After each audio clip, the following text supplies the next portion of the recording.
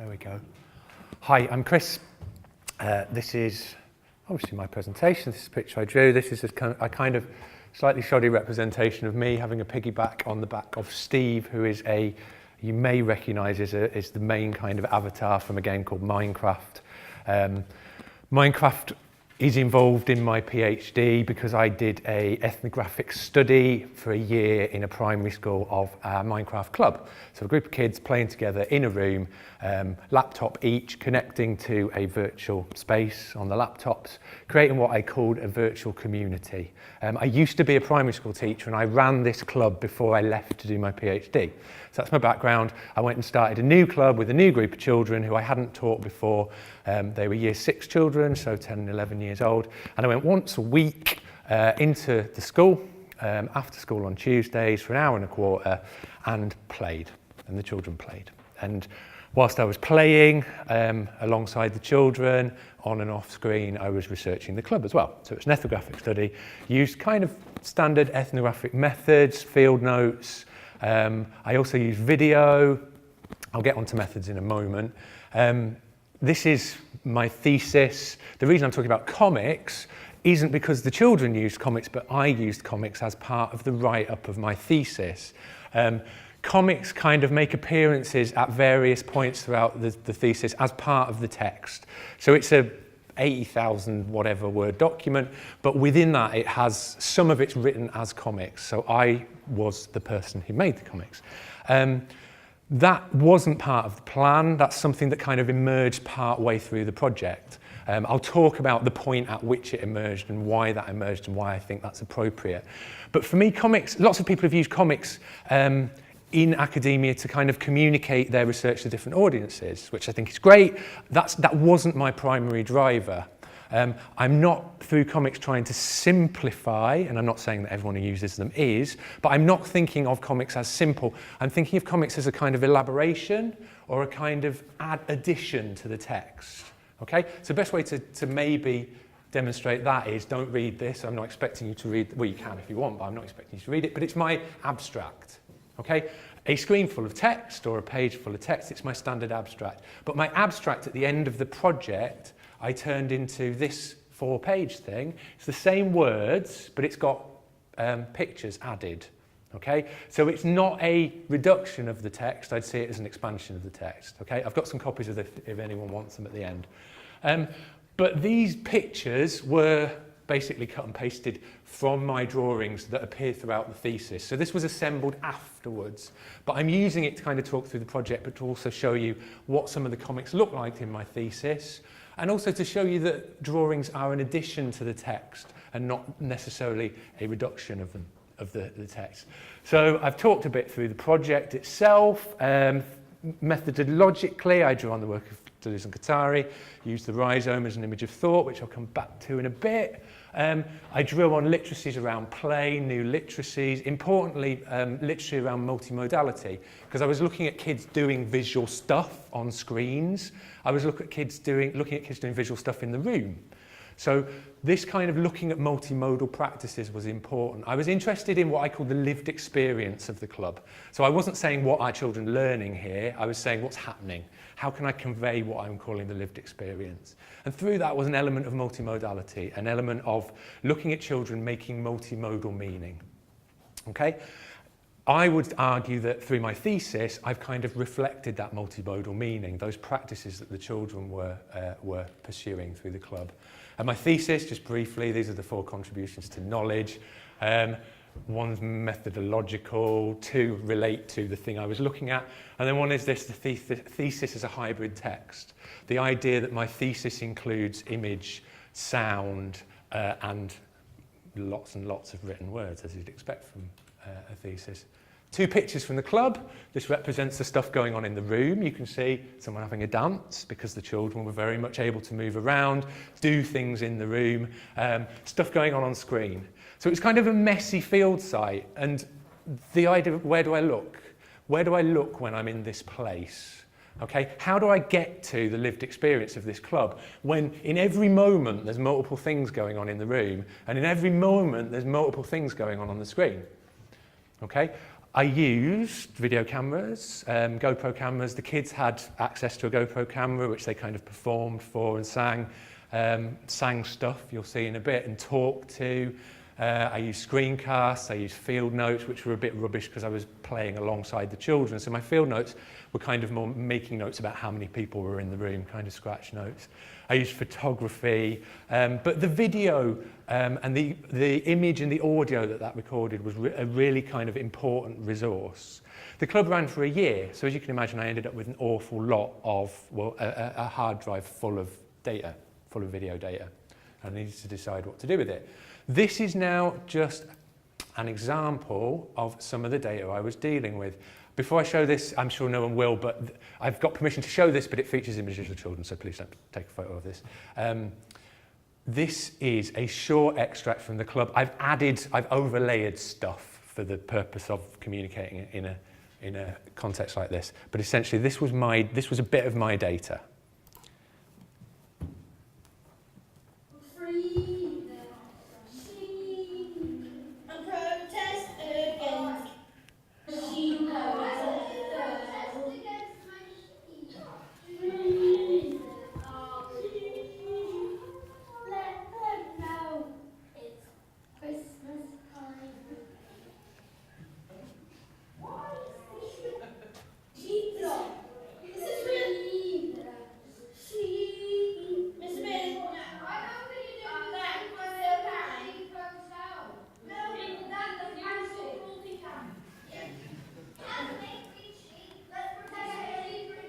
Okay, don't hate me, I'm going to stop it there though.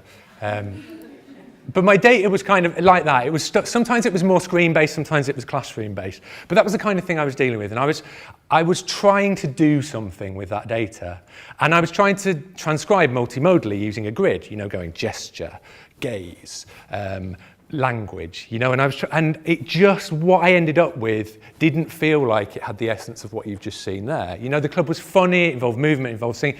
So trying to translate that to text felt problematic.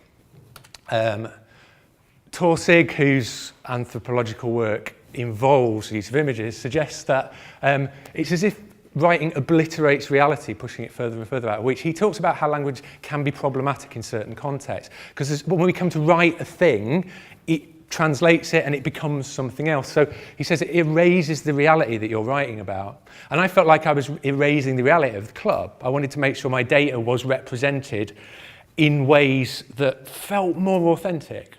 So I ended up transcribing a number of different episodes as comics, using stills from the video data and from photographs, drawing initially on the work of Plowman and Stevens, who did a kind of I always forget the word and I've written it down. Storyboarding, I don't know why I always forget that, but storyboarding approach. But I was a bit more flexible. My panels don't represent the same moment of time. It's very much kind of more free form. All of the language is in there, but other than that, I chose pictures to represent. Here's another example. These feature in the thesis in the main body of the text. When the children performed a horse funeral. A virtual horse died in the game, and the children kind of performed in the room and in the game a funeral for the horse. You can see them making multimodal meaning around a headstone. They placed flowers in the room. They used the language of funerals. But I felt like the comicking approach had certain affordances for the data I was using. This is just from the introduction of a book by Bits. It's about a after-school comics club, a manga club. But important here, I think, is that comics make use of multimodal language. The idea of comics being multimodal, and obviously the site I was looking at, I was particularly interested in multimodal meaning making. So knowing that, here's a few examples. But knowing that, I thought, okay, if I now just go and write the rest of my thesis, having felt the power of using multimodality, if I just present my data as comics, then that's fine. But how can I go to present my own ideas as illustrations, drawings? I'm not someone who felt I could draw. Okay? I would now emphasize that anyone who can pick up a pen can draw to some extent. I'm going to skip over the examples very quickly of what I might have drawn upon, but these are kind of academic examples of comics being used before. And here's some non-academic, kind of more independent comics that I drew upon for inspiration. So I'm not drawing on the kind of Marvel DC universe for my comics. I'm drawing on much more independent practice. People making comics individually. They're the kind of things that I may have visually drawn upon. And this idea that I tried to use simple lines that communicate honestly. Causy's work's good on ethnographic work using, not comics, but drawing. And this is me kind of hiding as I presented some drawn stuff to my supervisors for the first time, anticipating that they might go, what's this rubbish you've given us? Where have those pictures come from? They were very supportive, so it's good. So this shows an example, a double-page spread from a longer comic of about 10 pages, where I'm expanding on the idea of Deleuze and Guattari's rhizome, this kind of tangled, root-like way of thinking about the world, and how I was thinking about my data as a rhizome, and how I said I had all that data, what could I possibly do with hours and hours of children messing around in a room, video. I thought about the data as a rhizome, where I would pull out some of my data and look at it in different ways. And how I looked at it would depend on what I saw.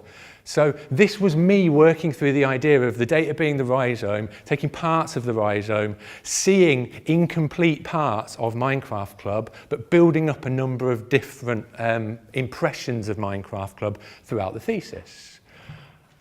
This was one of my earliest ideas that I had visually, but I've just included the next slide to show how this was my initial kind of attempts to sketch that.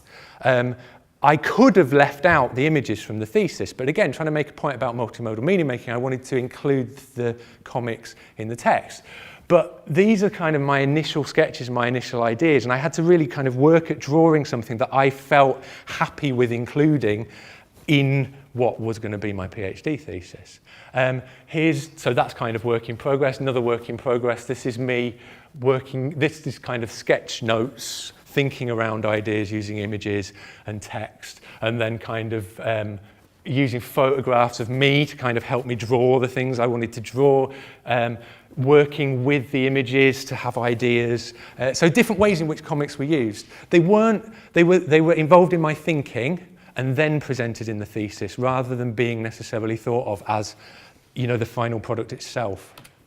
A couple more comics. This is more colourful to reflect this chapter, which is about the children kind of drawing on their everyday life experiences. So one section of the thesis is talking about how in Minecraft Club, children drew on their everyday experiences of the world and how they then played those out in the club and involved them in their play. So here, comics let me include some of the things that the children would talk about without necessarily referencing them. It kind of let me add stuff in images that I would have been able to add in text, but it kind of foregrounds some of the things that the children were doing. Bit more. For example, their children often talked about death in the club. We had the horse funeral, but they were at an age where sometimes grandparents died. So they would talk about that sort of idea. And just kind of making that part of the comic allowed me to draw that in while not necessarily making a main point of it. Finally, I then thought about what do comics miss? And I thought, well, actually, what I'm missing is that sound. I've got the language there, but I'm kind of missing the sound that you heard in that video and the kind of noisy experience of being in the club. So my final chapter, or the final data chapter, makes a point about how we might represent sound, how we might think through sound. I drew on the non-representational work of John Cage in creating musical notations to create my own kind of visual reflections on the sound of the club. I created a soundscape, which I then reflected on visually, which I then cut up into a non-chronological comic in order to reflect on and make sense of how sound was important in the club. So this was me using comics or using visual means to reflect on other senses. Finally, this is my kind of final theoretical contribution that I made about children's play. This idea of the emergent dimension of play. Here I'm using the kind of rhizome potatoes to talk about how children's play was quite spontaneous. Something would happen, it would lead to something else, it would lead to something else. So while people have often talked about kind of different types of play, so you might have creative play, role play, virtual play, this was a kind of dimension of the play that I saw in the club that worked across all of those different play types. And here is me trying to work through that idea and represent it and explain it through the use of a comic. And probably at the end, there's my references. I think they're incomplete. I think there's a couple of things missing from there, which I'll make sure I add before I upload it. And thank you very much.